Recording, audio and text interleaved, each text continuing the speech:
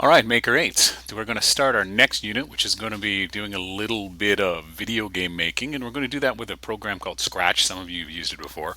Scratch is a great entry-level program for learning how to make games and other applications, mainly because it's going to teach you how to solve problems and learn the logic without having to learn all of the syntax, all of the funny little codes and pieces of punctuation you need in for other programming. We get that into the earlier grades, and it's a program that I can teach somebody who's 5 years old to program with, or somebody who's 105 to program with, of all levels.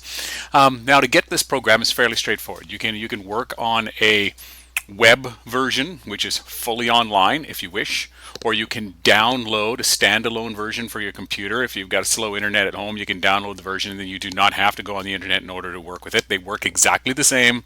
They look exactly the same. Now, to find it is very straightforward. I just typed Scratch programming into my browser, and it's the first thing that came up. It's a program made by MIT for educating people on and getting them into programming. So the two ways you can get a hold of it: Scratch programming right here. I'm just going to click on it, and then it brings you to their homepage. Now, their homepage will not look like this exactly for you because you don't have an account yet. If I sign out of my account, it will look like this. That's what I want you to see. Now, there's two ways that you can get at the program. If you want to work on it online, you can join Scratch right here. Really simple, with your parents' permission. Make a quick account, fairly straightforward to do, and then it will take you directly into Scratch. If you do not want to make an account and you want to download it where no accounts or anything are necessary, you just come to the bottom of the screen.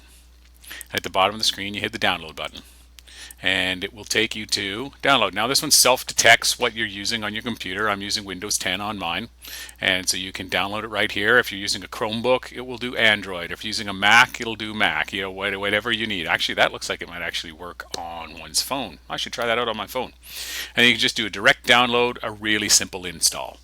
If you do the direct download and a simple install, I say it looks exactly the same as it does in online. I normally do the download for mine just because I don't have to worry about web access that way. To sign in is straightforward. I think this is my username. So if I log in, come on, Scratch.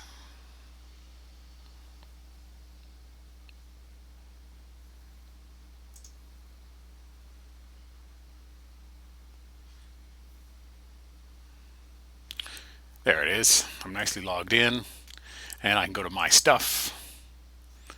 And it's taking a little bit of a while to move around on the online version. A little longer than it normally takes. Normally it's very snappy and very quick. There we go, my stuff. And if I want to make a new program, I just hit the create button and it'll take me to a new program. Here we go. Creating a project.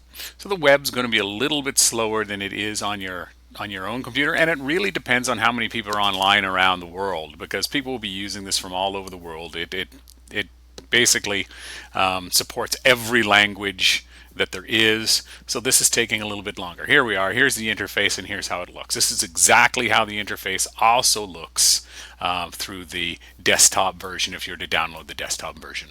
I'm going to stop this video here, and the next video will be how to start working with this interface, what all the different parts are, and we'll get into moving sprites and working with our first little program.